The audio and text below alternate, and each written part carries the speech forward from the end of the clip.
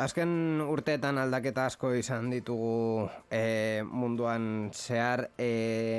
Azken asteetan ere, baino konkretuki azken egun hauetan informatikaren teknologiaren munduan aldaketak egon dira arlo konkretu batean. Telefonika, azken egunetan, bueno, suposatzen dut azken urteetan izan dela azkenean urte asko eman behar direlako irudi aldaketa bat egiteko. Telefonika enpresa, ama enpresa esango genuke, ez Movistar zerbitzuen marka baizik eta enpresa, bere irudia aldatu du. 1924an sortu zen enpresa hori, azken egunetan esan du, bueno, gure logorik arrakastatzuenera bueltatuko gara eta gure momentuan egin genuen aldaketarik sakonena berreskuratuko dugu. Eta horrekin logo berria eta irudi berria aurkeztu dute, esandakoa ez haien zerbitzuentzako, baizik eta enpresarako. Eta horrekin, irudikatu nahi dute denbora eta momentu berri batean gaudela. Azkenean irudi berriak baita freskotasuna ematen diote, ez daukate presentzian dirik, baina egia da aldaketak interesgarriak direla arlo hauetan. Aldatu ez dena, sarean zehar da, programa hau da. Bueno, pizka bat ikusten duzue aldatu dugula pasaren programatik, baina ja, hitz egingo dugu horri buruz hurrengo ordu osoan.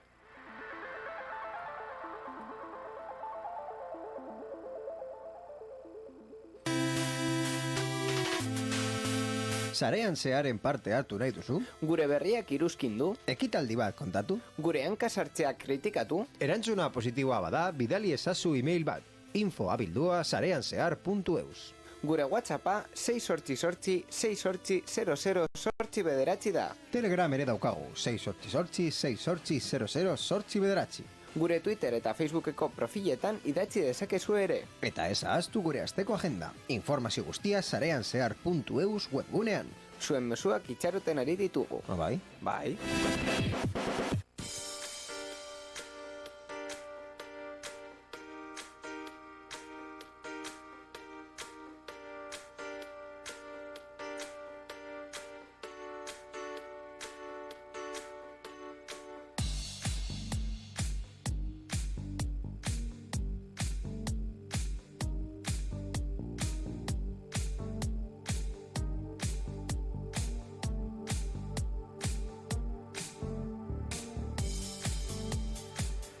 Esan bezala, Borja, aldaketak egon dira, pasaden programan 3 ginelako hemen estudio honetan, eta gaur bakarrik bi garelako. Arratsaldeon, Borja Arbosa. Bai, baitare hortan normalitatera bueltatu gara, Bai, tristuraz gainera, pasaden azken programetan egon gara hemen Inigo Fernandez gure teknikari ikaslearekin, eta joan da, bapatean joan zaigu, esan digu beste mundu batzuk ezagutu nahi dituela, eta ara joan da beste gauza batzuk ezagutzera. Bere planetak behar zuen? Ez, hau ez da putxi bezalako historia izan. Baina, bueno, pena bat izan da bera joatea, baina egia esan da, lan oso ona egin du azken programa hauetan. Orduan, hemendik baita ere gure eskerra. Lan saia jarri genion, beste mundu batean sartu genion, eta kontu batzuk adaptatu eta egokitu izan behar genituen bera hemen egoteko, eta esan behar dut oso ondo egin zuela. Orduan, eskerrak berari, azkenean bere borondatea eta bere oberena jarri duelako lan hau egitean. Espero zaitugu, Inigo.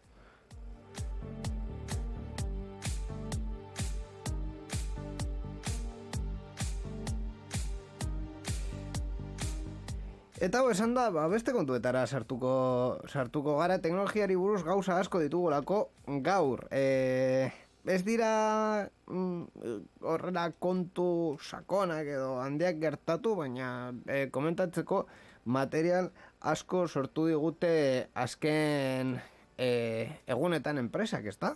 Bai, batez ere izan dugu Appleen produktuen aurkezpena, beti ekartzen dugula gauzak komentatzeko, beren produktu eta gailu berriak edo esain berriak, depende ja zein egunerapenean zauden. Baina hortaz aparte izan dugu bestelako berriak Europar Batasunean, edo erakunde publiko batzutan baita ere berriak garri dizkigute, eta berri txiki batzuk, bitxiak, eta uste dut interesgarria komentatzeko. Vale, hasiko gara orduan Appleko kontuekin. Bai, Apple aurkeztu du, mai gainean jarri du, bere...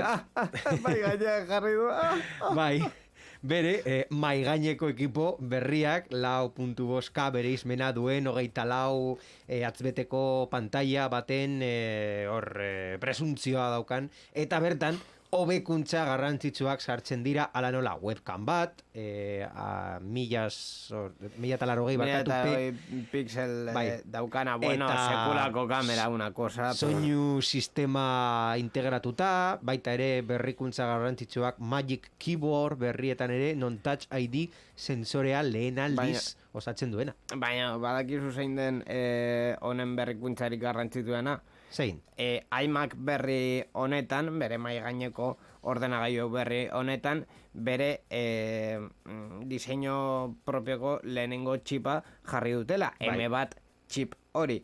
Eta horrekin lortu dute ordenagailua batetik refrigerazio oso gutxi behar izatea, eta bestetik iMac berria uste dut 3-4 milimetroko lodiera 3-4 ez, 3-4 gutxiegi da.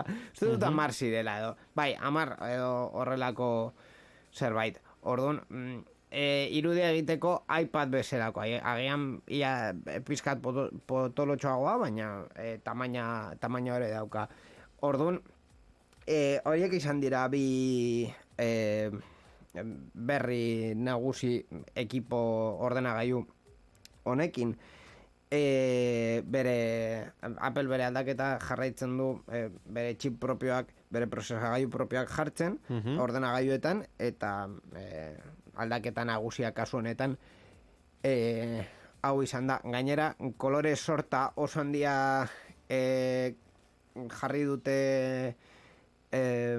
haien dendetan, ez dira oso bulego baterako diseinadore basara agian, bai, baina bulego baterako ez dira bereziki politak, zuri agian bai, baina gero hori diseinu gauza bat, iritziak eta gustuz, dute berdea, gorria, larro, urdina, bueno, zergaitik egin dute hauek Appleko arkoiris logoaren koloreak hartu dutelako, omenaldi bezala. Izan da ere marka bat jarri duela salmentan vinilo batzuk iMac hori beltza egiteko. Beltza oso elegante geratzen dira, baina Apple ez du egin. Agian iMac Pro berri baterako beltza jarriko dute, baina momentuz ez. Kolorei buruz egin duzunez kontatu behar dugu aurkezpen hori aparte baita ere iPhone berriak ekarriko dituztela, beste kolore berri bat, morea. Kolore berriak, jazta. Beste kolore berri bat aurkeztu zuten, eta jazta. Bai, hor bukatu zen. Bueno, hortaz aparte, uste du lodiera dela 157 milimetro izan daiteke?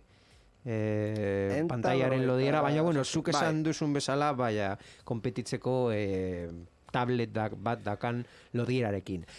Gauza nagusia da txip hauek, M1 txipak aurkeztu zirenak pasaden iraian. Bai, MacBook Air eta Proen horietan, eta horiek dira Applek egindako txipak, hau da, Intel ja alde batera usteko asmoarekin, beraiek produzitzen hasi ziren beraiek egindako txipak. Bai, hori. Orduan, izango da, beren bigarren saiakera txip hauek erabilita, baina modelo hauek izango dira gama honetan lehenak txip hauek erabiliko dituztenak. Ni bere momentuan esan nuena, errepikatzen dut.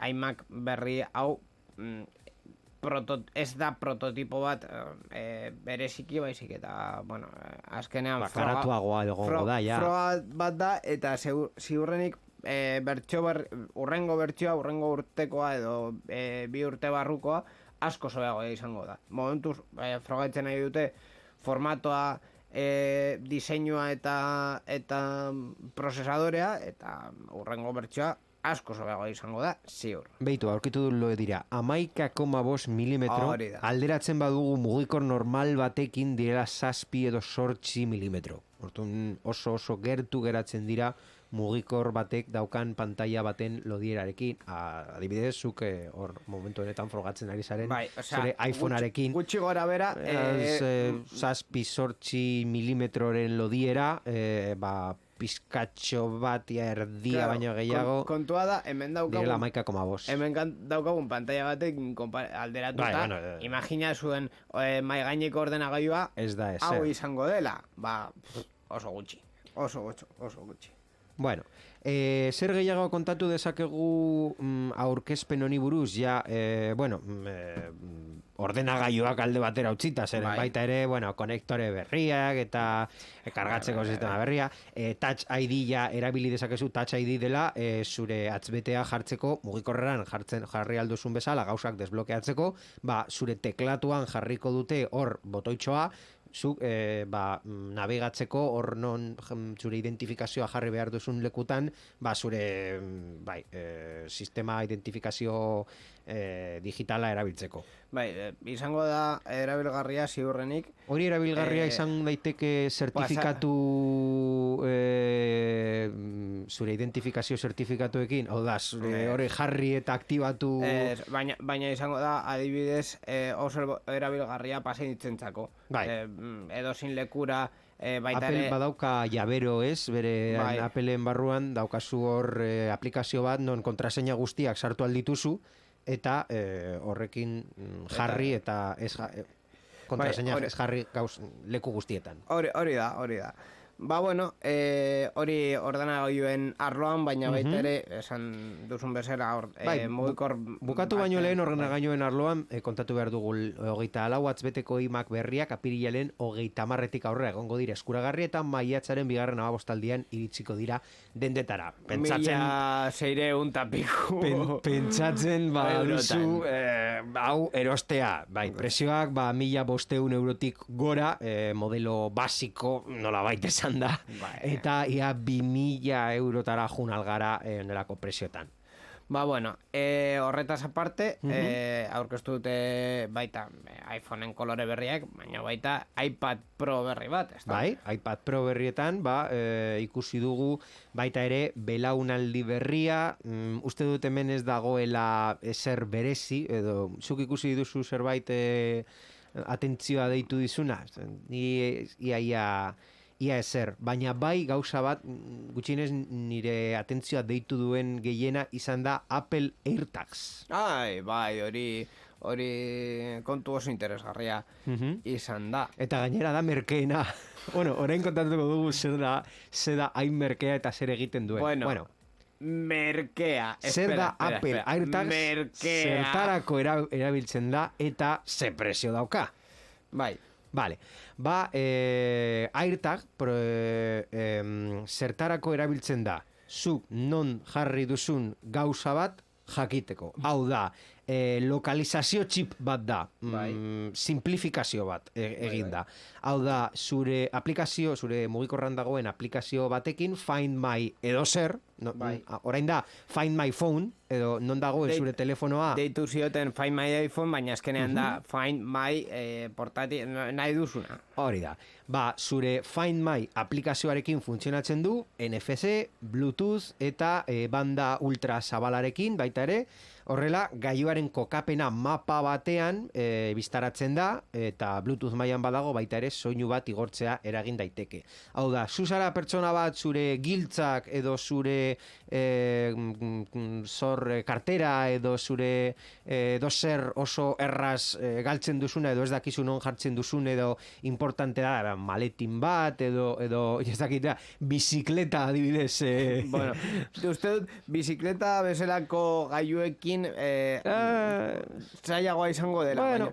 baina bai, zure diru zorroa edo zure mugikorra bera ez. Mugikorra ja hori egiten du, baina inteligenteak ez diren gailuak horrelako inteligentzia bat jarri nahi bat diozu, hau da beacon edo horrelako dispositibo portatil geolokalizazioa, hau da agente sekreto bat bezala jartzen duela kotxetan plik, eta ikusten duzu mugikor batean pin, nondik doa, kotxean adibidez, ba, hori egin alduzu. Ze presioren truke? Hor doa bigarren gauza. Bigarren partea, bai. Bigarren partea. Zenbat kostatzen du? A ber, gogoratzea. 40 euro. 40 euro. Piezita bakoitza olako gailu bat izango dela, gutxi gora bera, eta gainera ez dauka zintxirikatzeko ezer, zintxirikatzeko aksesoria aparte ordaindu behar duzu, 40 euro. Nik uste dut 35. Non ikusi duzu 40? 35. Denda ofiziala. Borja, gutxi gora bera. Vale. Lau nahi baduzu uste dutera 120 euro. Bueno. Pak promozionala egiten dizutera, Applekoek. Bi gauza esan behar dira. Lehenengoa, Apple ez duela eser inventatu, hori ja existizen zen, vale? Orain ja Apple egiten du, baina Apple baino lehen existizen ziren Tile deitzen diren lokalizatzaileak, eta baita ere, orain dela ez da, denbora gutxia ez dakizen bat, Samsung aurkeztu zuen baita ere Samsung Smart Tag, gauza berdina egiten zuena. Prezioari buruz hitz egiten badugu, baita ere hor ez dira oso ondo geratzen. Adibidez, Samsung, esan dugun bezala, Samsung Galaxy Smart Tag eta Smart Tag Plus, bai, kostatzen dute gutxi gora bera berdina, 40 euro, eta Tilen kasuan, Tile aplikazioak ematen dute 25 eurotik gora. Hau da, barkatu, 20 eurotik gora bi erosten badituzu. Baina, bueno, normalean 25 gora. Claro, Appleko prezioekin konparatuta, Bueno. en fin, ez dago alderik. Bai.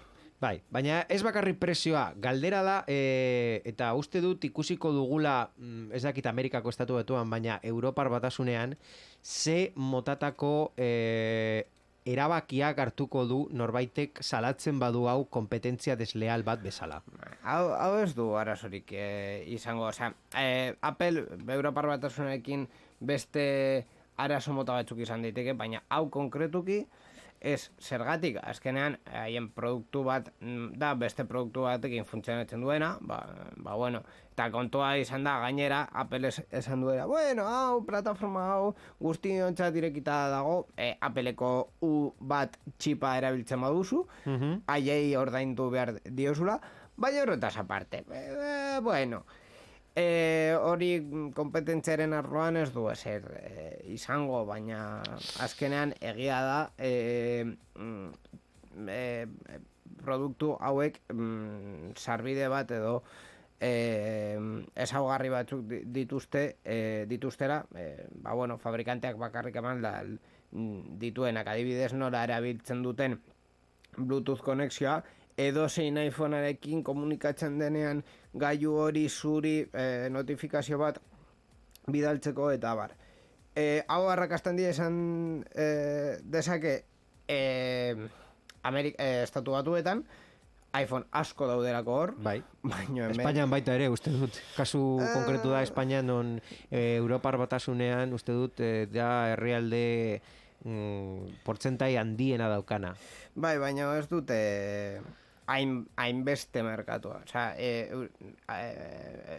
Estatu batuetan iPhoneen salmentak dira merkatuaren orokorrean 180 mapiku. Eta hori Europan eta Espainian konkretuki ez da gertatzen.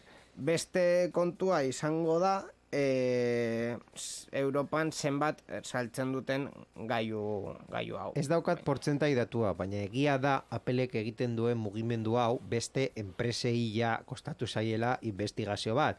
Adibidez, eta kontatuko dugu gehien salatu daitezen Amazon. Amazon salaketa jaso ditu, produktu bat hirugarren fabrikatzaile baten saltzean, eta saltzen du, denbora bat pasatzen da, eta bizpa 3 hilabete edo urte produktu hori salduta gero, beren bertsio ateratzen dute, berdina eta merkeagoa.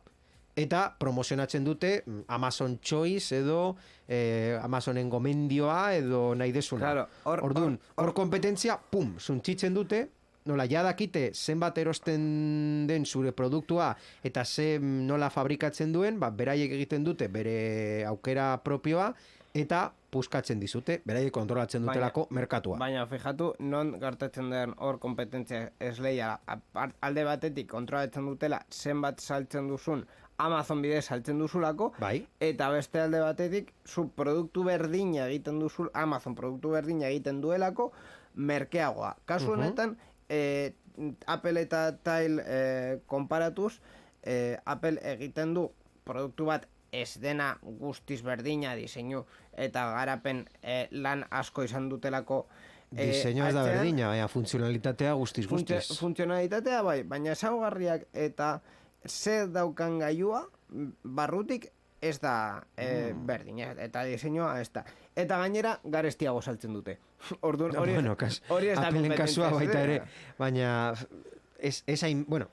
garestiago bai, esain beste. Applek eskusa izango da, aitzakia izango da, gu garestiago saltzen dugu, orduan presioan ez dugu konpetitzen, edo ez dugu presioak botatzen, edo ez dugu... Osea, produktu berri bat aurkeztu dugu gama berdinean, baina ez da kompetentzia esleiala, ez dugulako zure diseinua kopiatu, zure funtzionalitateak, azkenean horrelako produktu bat egin nahi baduzu, funtzionalitateak horiek izan behar dira, baina diseinua ez dugu kopiatu, ezaugarri guztiak ez ditugu kopiatu, eta gainera zu baino garestiago baina ikusmen gehiago ematen diogu, edo publizitate gehiago ematen diogu, edo funtzionalitate gehiago eman aldiogu. Baina hori ikusmen gehiago eta publizitate gehiago ematea. Eta garapena kontrolatzen dugu, orduan jakingo dugu nola egongo den eguneratuta. Horrek erabiltzaile batek baita ere ikusten du, baita ere erosteko arrazoi bat izan daiteke. Hau da,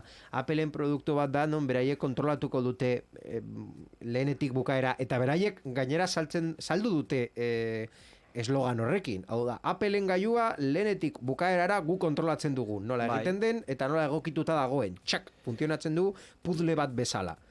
Erosigurua beti egongo delako hori hor konektatuta.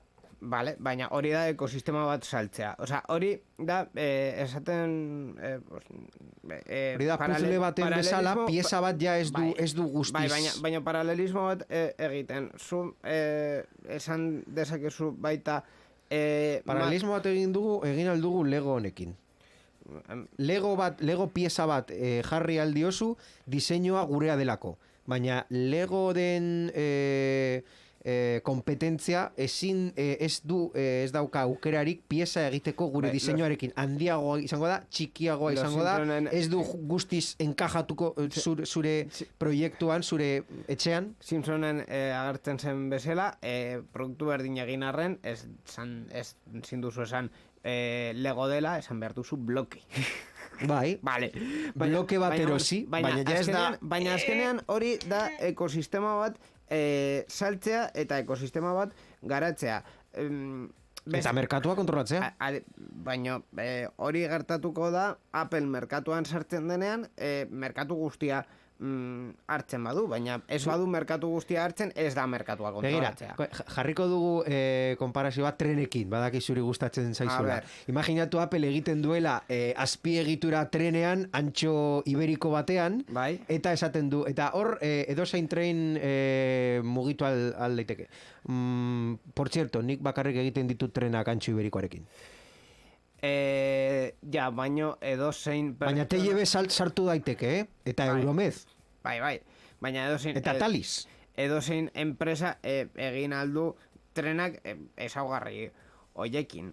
Hau da, azkenean Appleen kontua da ekosistema bat garatzea haien produktuen artean. Hori da... Hori think differently. Bai, baina hori da esaten baduzu, adibidez, Google bere Chromecasteko lehenengo bertsioak Androidekin bakarrik funtzionatzen zuten, eta ez zuten ezer egiteko bakarrik... Hori zen garapen prozesua. Bakarrik bidali alzenuen edukia Google Chrome bitartez edo zure mugikorraren bitartez. Bai. Hori da kompetentzia esleiala adibidez Apple TV-rekin bere momentuan ezaugarri, egia da merkatu berdinetara zuzenduta daudela, merkatu berdinera Android, iPhone, Android, iOS... Ez da merkatu berdina. Bi planeta ezberdin dira. Ja, baina biak ezaugarri bat daukate komunean dela... Berdinerako erabili aldezakezula? Entxui da zu mesedez. Kontua da, produktu bat daukazula, telebistara lotzen dela, eta zu horrekin edukiak ikusi dituzu, baina Google bere momentuan Chromecastekin estrategia bat erabili zuten, eta Applekoek beste bat, tile hauek komentatzen ditugunak, plataforma guztientzako daude hor, eta gainera merkeagoak dira, eta guztiz ezaugarri eta diseinu ezberdinak dauzkate Applekoekin konparatuta. Apple bere alternatiba aurkeztu du bere ekosistemarekin hobeago funtzionatzen duena. Ni ez dut beste gehiago ikusten kontu honetan. Hor geratzen da eztabaida. Azkenengo galdera bat inigo. Zuk erosiko zenuke honelako katxarro... Ez dakit AirTag edo bestelako marketan, baina zuk erosiko zenuke honelako gailu bat edo zu oso ona zara zure gauzak aurkitzen. Egia esan da, begiratu dut, baino ez dut uste... azkenean nire mugikorra Find My iPhone dauka, orduan... Bai, mugikorrara ja ez dauka zentzurik. Etxeko giltzak normalean ez ditut galtzen, diruzorra normalean ez ditut galtzen, eta nire kotxa, noizbenka galtzen dutana, horrelako bat dauka Movistarrekin. Movistar Car zerbitzua jarri nion, eta hor dauka lokalizadorea, €1 jakiteko non dagoen nire autoa. Baina horretaz aparte beste guztiak, normalean badakizkit non dauden. Agian disko gogorra, baina disko gogorra ez dut uste jasan dezaken AirTag hauen emisioak, azkenean hau magnetikoa delako, eta kontuz gauza magnetiko eta disko gogorrekin. Begiratu dut, eta gainera, serioki sartu nahi Appeleko webgunean jakiteko zein ezaugarri dauzkan eta bar, baina azkenean esan dut begira. Eske gainera ez daude hainbeste iPhone Espainian, orduan zerbait galtzen badut, itxaron behar dut norbait iPhone batekin topatzeko, sistemak bidaltzeko alerta bat eta bar. Ez nahu konbentzitu hau. Ba, ikusiko dugu zein izango da etorkizuna, erosterakoan eta baita ere salatzerakoan.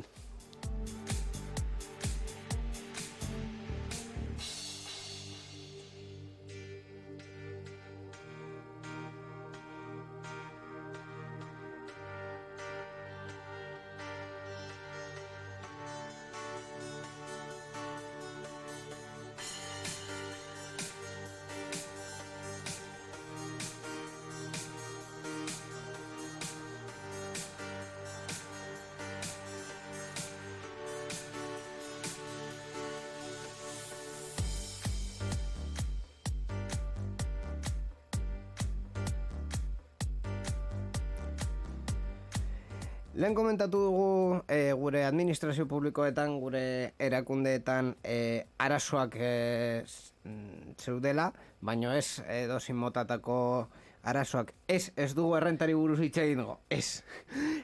Ziberarazoak, Ez dugu errentari buruz hitz egingo esan dut. Ziberarazoak gertatzen ari Bai, dira beste eremu batzutan. Rentan ziberarazoak dauden bitartean, Estatistikako Instituto Nazionalan zibererazo bat jasan dute bere webgunean, baita ere hezkuntza eta kultura, justizia eta ekonomia gaietarako eta eraldeketa digitalerako ministerioak kolpatu dituena. Ineren kasuan, Estatistikako Instituto Nazionalen gazteleraz esan da ine, erasoaren ondorioz webgunea gutxienez 12 orduz egon zen erorita, baina dagoeneko martxan dago. Hainbat eraso izan dira, administrazio publikoei modu sinkronizatuan eragin dietenak eta haien webgunetan kalteak eragin dituztenak. Pasaden hilabetean kontatu genuen Seperen webgunea baita ere erorita egon zirela bizpairu egun, zibereraso bat jasan eta gero, eta kasu honetan ekonomia ministerioko iturriek eraso hau baiestatu dute, atzo pasaden egunean esan da hainbat erakunderi eraso egin zietela saldu zuten, baina dagoeneko konponduta dago eta normaltasunez ari dira lanean. Orduan, ze pentsatzen duzu zibererasoei buruz, Iñigo? Esan dut eraso, baina zu ez dakit ze ulertu duzun. Arazo. Ja, nabaritu dut. Dena den, sorte hon ineko informatika zerbitzuari eta animo, ez dago beste bat. Azkenean kontu hauek ez dira politak inorrentzat, orduan, Baina kasualitate da momentu honetan zibereraso gehiago egotea. Ez da kasualitatea. Hau da, zerrekin uste duz... Ez dut ezer esango, baina ez da kasualitatea. Zede elektronikoak garrantzitsuagoak baino inoiz dira, zeren eta ezin dira, kasu askotan, zede fisikoak erabili. Hau da, normalean leku fisikoa juteko zita previa noski hartu behar duzu, askotan ez da posible, edo ez dago jende gehiagizu atentzio emateko. Edo zuzenean prozedimendu hori ez dauka telematikoki egiteko sistemarik. Utziko didazu off-topic momentu bat gauza bat esateko? Bai. Errentari buruz da? Ez. Vale. Atzo irakurri nuen berri bat oso grazia asko egin nuena. Adinezko pertsona askok, pentsionistak, Kutxabanken sedean manifestazio bat egin dute, zeren eta Kutxabank banku asko bezala digitalera pasatu da, sede asko itxi ditu, kola handiak pasatzera eragin die beren edozein operazio egiteko fizikoki, bere sede elektronikoa bideratzen die, baina beraiek ez dakite nola gauzak egin, eta baita ere batzuk esaten dira forma txarretan tratatzen dietela bankuen sede hauetan edo azkenean alde asko daude kontu hauetan, Kutxabanken kasuan konkretuki gainera Euskadin haien... Kutxabank, bai, esan berda, ez dela bakarra ofizinak izten dituena. Hori egia da. Ahora ja CaixaBank eta bankiaren fusiona eta gero blunga. Zenbat erori dira. Bulego asko itxiko dituzte, eta uste dut 8.000 pertsonen inguru kaleratu behar barra nahi dituztela. Gainera, Valor eta nola deitzen da? La Comisión Nacional del Mercado de Valores. Hori, euskeraz nola deitzen den, esan diete... uste dut, gurea, Merkatu eta Kompetentziaren Komisio Nazionala esan diotela, bulegoak iztea bai, baina kasu konkretu batzutan. Izena aldatu genuela, Merkatu eta Lehiaren Komisioa. Bai, kompetentzia uste dut erberakada utza dela. Merkatu eta Lehia, bai. Dena den, kontua arlo honetan duela urte asko tratatzen dugun edo tratatu dugun kontu bat da dela bretxa digitala. Azkenean, alde bat sortzen da eta gero eta handiagoa izaten da adin batzutan digitalki egin alduzun gauzen eta bertan presentzialki edo offline kakotxen artean egin aldituzun gauzen artean bankuak argi daude azkenean bezero perfektua bilatzen ari dutela beti, eta bezero perfektua... Baita esalatzen dute komisioak igo dietela horrelako operazioak egiteagatik. Bezero perfektua banku batentzat da lehenik eta behin diru asko duena, bulegoa inoiz zapaltzen ez duena, baita ere, eta hortik aurrera gero eta produktu eta gero eta diru gehiago banku horretan, aseguruak, pentsio planak, batez ere diru asko ematen dituztenak aseguruak, hipotekak, importantea, hipotekak, eta gero zure nomina, pentsio planak eta bar. Orduan, hortik aurrera ze arazo dauka Kutxabank bezala, hau da, Kutxabank batez ere bere burgo gehienak Euskadin dauzka, eta hiru aurrezki kutxen fusio bat da. Implantazioa herri eta hiri txiki batzutan oso handia da. Ia gehiengoa. Orain aparte, zeren orain hasi dira oso herri txikietan sukurtsalak kentzen. Claro, bulegoak kentzen. Orduan, horretan dago arazoa. Batean, 10 urtetan ikusi dugu nola gure aurrezki kutxa guztion, edo hori esaten zuten guztion aurrezki kutxa, azkenean soziala delako eta bar, privatizatu dela, eta gainera bezero asko alde batera usten ari dituela. Hori da benetazko arazoa eta benetazko drama honekin. BBVA berdin egin du, baina BBVA banku pribatu bat da. Betikoa, baita ere, esan behar da. BBVA, zer esan diozu BBVA-ari edo Santanderri? Eske bapatean, bulegoak mantendu behar dituzu, ez, betidanik banku pribatu bat izan dira, eta bapatean online modura mugitu nahi badutu guztia, haien arazoa izango da, haien arazoa eta haien bezeroa. Ni uste dut bi arazo daudela hemen, bata bankuen eta aurrezki kutxen kontua izan daitekela, eta horretan ez gara sartuko, baina beste aldetik ere bretxa digital hori, eta azkenean lehenik eta bain ezin diogu guztiei eskatu interneten egotea eta ordenagailuak maneiatzea eta mugikorrekin gauzak egitea, badago jende askok, gero eta gutxiago, baina jende askok ezin duela, ez daukadala ahalmenik kontu batzuk horrela egiteko, eta bestetik egia da bezeroaren aurrean egotea oso zaila dela. Beitu, hemendik bi ondorio nik atera nahi nituen, errefrana esaten duen arte zure barbak zure las barbas de tu vecino, es? Hori, zure eusokoen esate da barba, ez dakit, bueno, jarraitu, mesedez.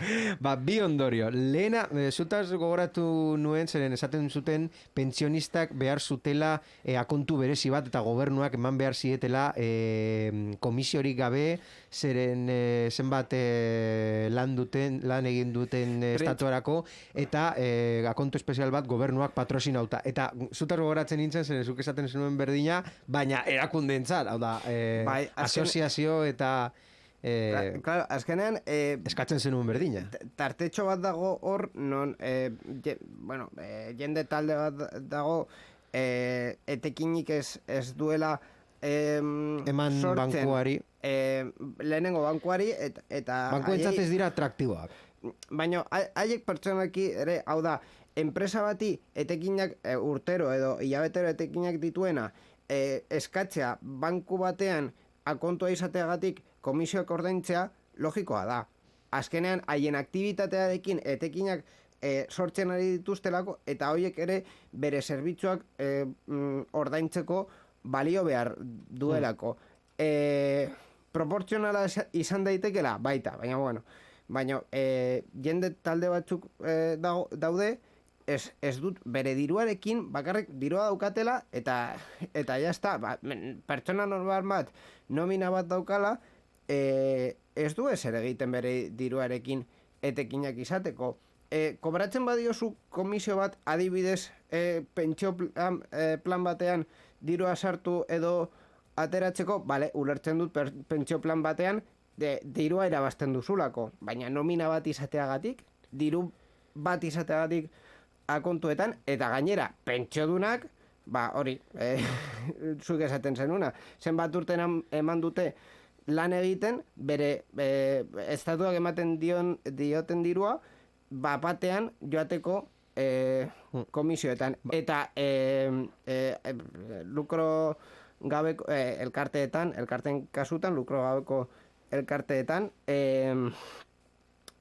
berdina da. Azkenean, aktibitate batzuk egiten dituzte elkarte horiek, baina haien funtzioa ez da etekinak ateratzea.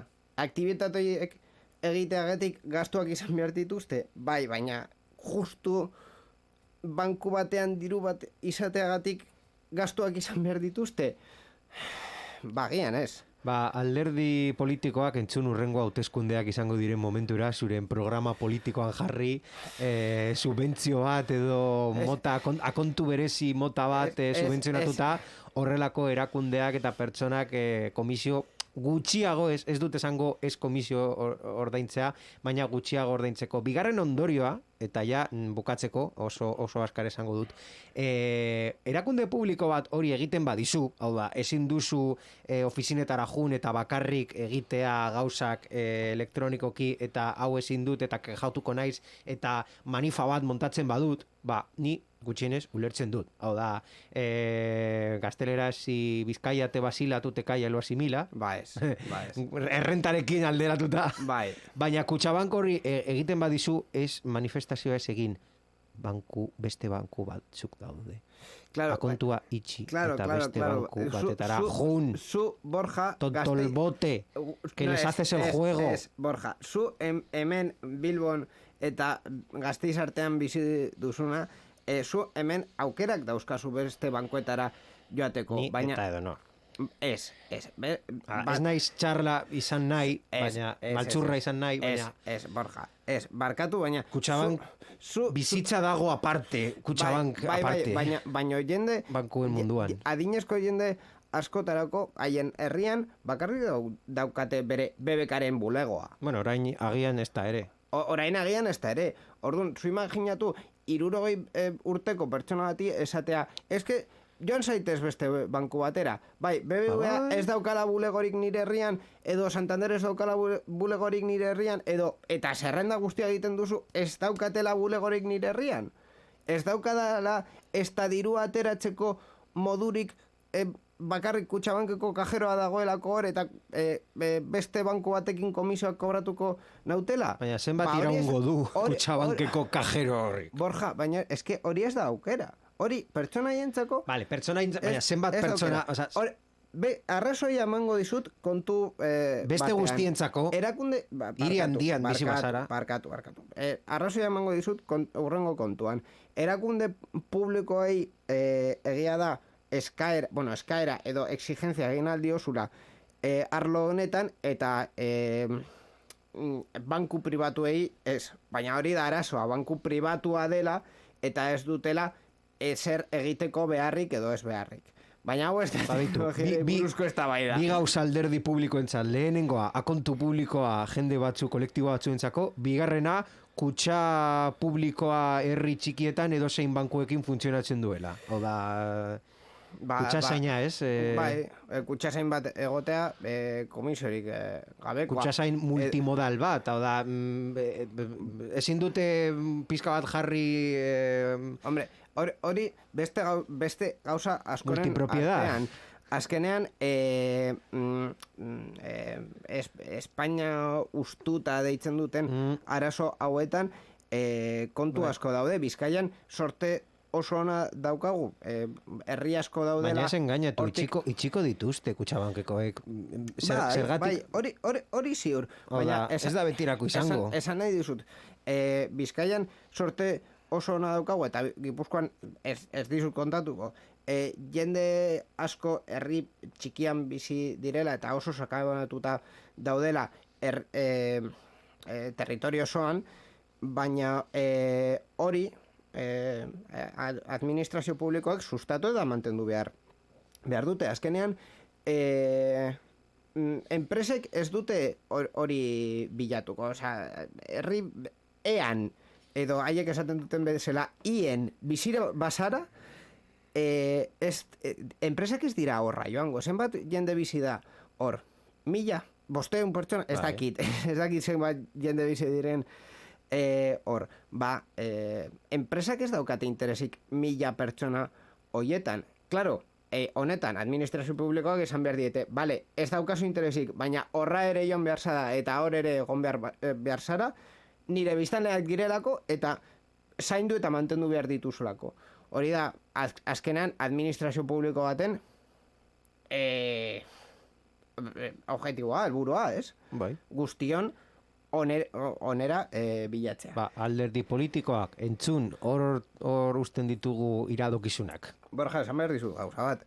Ez nuen politikari buruz hitz egin nahi, eta gainera esan behar dizut, Madrileko kanpainan sartuta gaudenez. Madrila ez naiz jungo, norbaitek eskatu nahi badu bere Bizkaian geratuko gara. autonomia erkidegoan. Baina nahiko bero nago, Madrilen gertatzen ari denarekin, orokorrean estatuan gertatzen ari denarekin, eta gure administrazioetan gertatzen ari denarekin, ja, gainera, eskaerak sartzeko. Europara jungo gara, ja zu kalmatzeko. Bai, ja, lote guztia betetzeko Europa. Bera nahi badu? Momentu batean edo bestean? Ez du nahi. Borja, ez du nahi. Zer egingo dugu.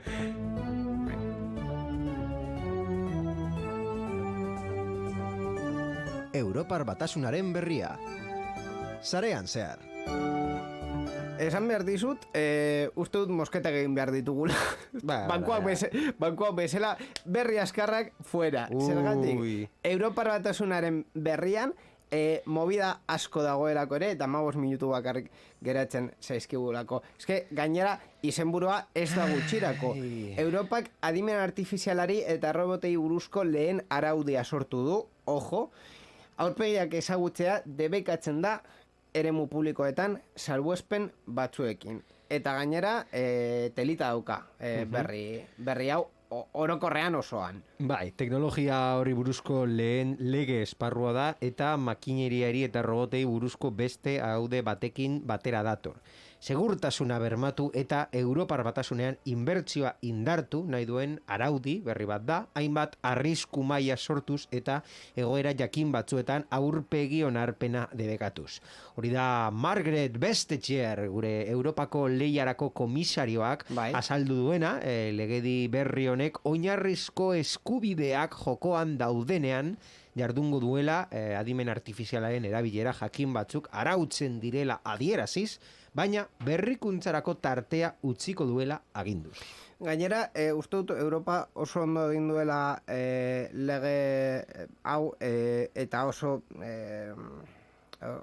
grafikoa eta oso erresa da ulertzeko lau maila sarri dituztera eta adibideekin irudikatu dute mail hauek. Lehenik eta behin, militarrentzako adimen artifiziala erabiltzea Europar Batasunean debakatuta egongo da. Hori, eskusarik gabe. Bai. Gero, lau mail honetan... Bai, maila gorenean dago arrisku onartezina, segurtasunerako, bizitzarako... Ezin da erabili. Eta pertsonen eskubidetarako mehatxutzat jotzen dira sistema horiek. Adibidez, eta hau oso interesgarria iruditu zait, duela denbora bat ikusi nuelako, uste dut hemen noizbait hitz egin du da Tom Scott youtuberrari buruz, bideo bat egin zuela, puntuak eta sozialari buruz hitz egiten.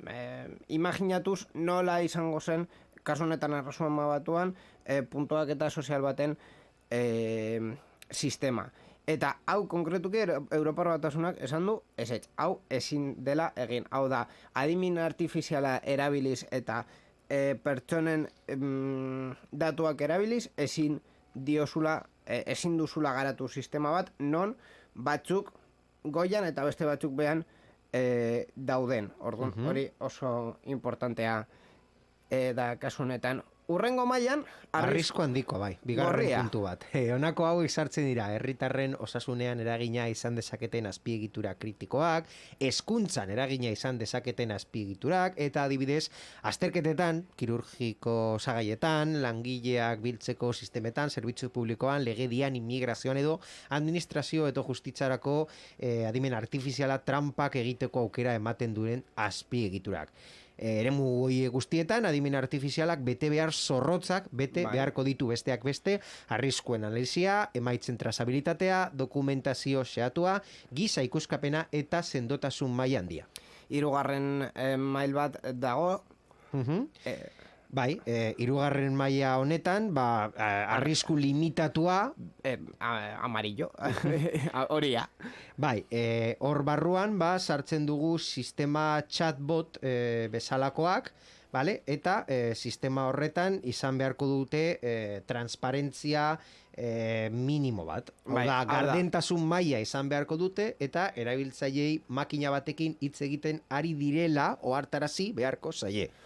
Hori oso importantea da ere jakiteko, jasotzen nahi dituzun erantzunak denbora realean ordenagailu bat sortzen ari duela. Eta ja, gutxienekoan, Arrisku minimoan sartzen dira Berdean. gainerako erabilerak, bideojokoetarako, irudi aplikazioetarako, edo arriskurik ez dakarten bestelako sistema batzuetarako. Kasu horietan araudi berriak ez du neurririk zehazten. eta gainera beste arlo batean sartu dira aurpegiaren errekonozimenduan, aurpegiaren azterketan jakiteko nor den nor espazio publiko edo pribatu batean. Konkretuki espazio publikoetan esan dute ezin dela erabile, baina salbuespenak daude, adibidez topatzeko edo identifikatzeko delitu grabe baten egile bat.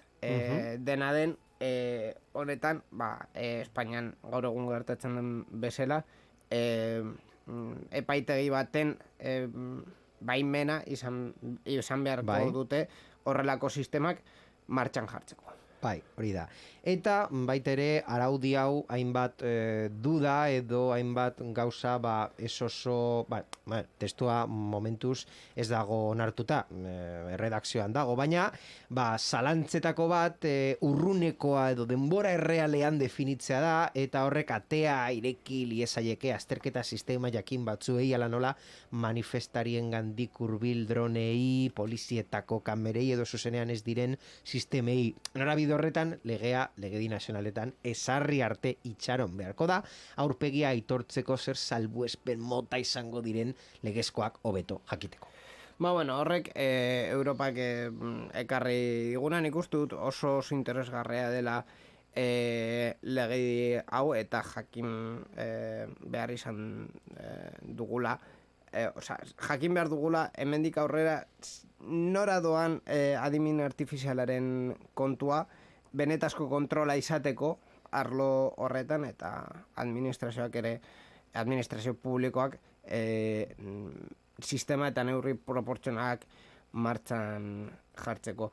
Berrien atalaren azken berria eta oso azkarra izango dena, Spotify hainbat kontu aurkeztu ditu, interesgarrienen artean, eta baita ere Apple aste honetan martxan jarri duena izan da ordainketazko podcastak sartuko dituztela haien plataforman, bakoitza bere sistema propioarekin, baina aparte ordaintzeko aukera izango duzue, bai Appleen, bai Spotify, suskripzioko podcast bat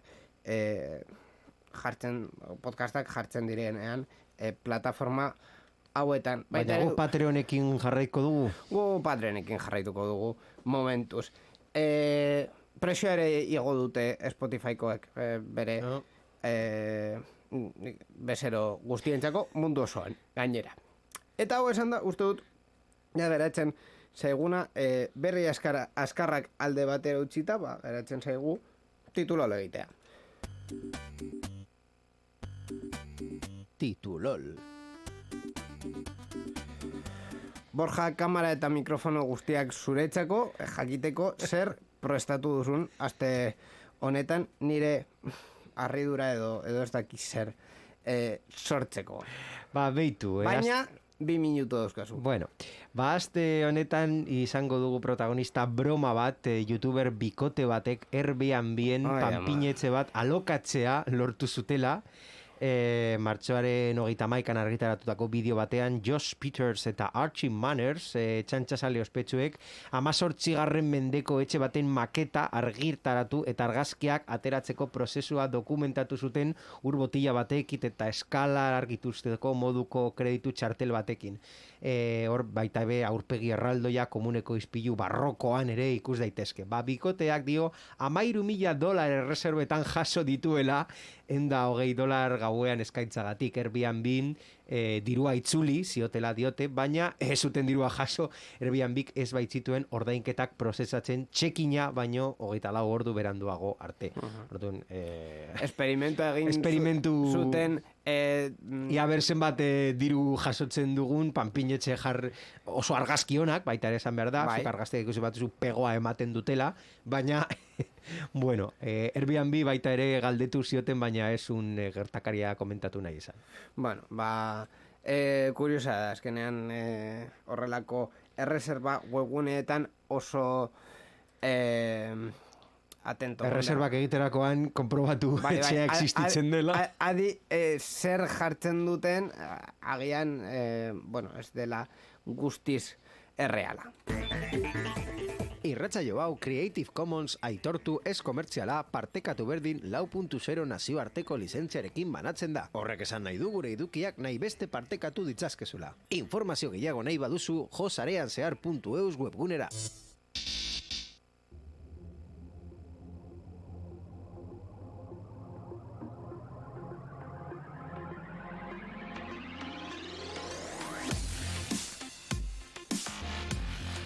Noin ordun sarean zehar 316 izan den hau, berri gehiago genituen, baina hau izan da sartu dena, baina ez da bai oso interesgarriak izan ditugu gaur, Borja. Horrela izan da, ba, eskerrik asko Inigo eta entzule guztioi urrengo saiora arte. Eskerrik asko baita irratietan dauden ekoizpen eta teknikari taldei, Mikel Carmonari berrikuspen teknikoan egoteagatik, Inigo Fernandez gure bekaduna hemen egon zela baita ere eskuertu nahi dugu programa honen bukaeran, bere omenaldian egingo dugu programa hau. Ya que estamos. Eta baita ere zuei, entzulei, saio hau jarraitu eta entzuteagatik. 2 aste barru gehiago, baino bitartean badekizue Twitterran sarean zehar garela eta baita ere sareanzehar.eus webunean gaudela. Eskerrik asko eta hurrengo arte, aio!